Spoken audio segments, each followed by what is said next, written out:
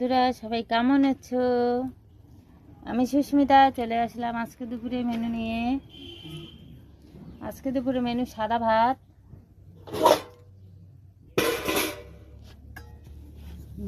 দেখো বন্ধুরা নিচ থেকে শাক তুলেছিলাম, কি সুন্দর শাকগুলো, দেখলে মনে হচ্ছে কাঁচা খাই, তাই তুলে এনেছিলাম।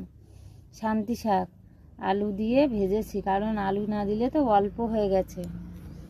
আজকে বেশি কিছু করেনি, কারণ আমার বাবাই তো স্কুলে আর আমার বরমশাই তো কাজে গেছে, ও খেতে আসবে না দুপুরবেলা।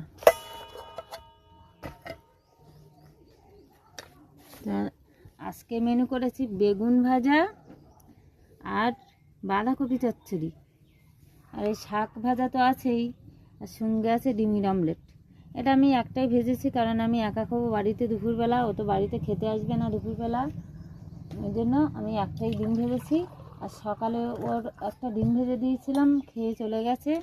ছেলে একটা ডিম ভেজে ছেলে খেয়ে স্কুলে গেছে, আর আমি এই ডিম ভেজে নিয়েছি।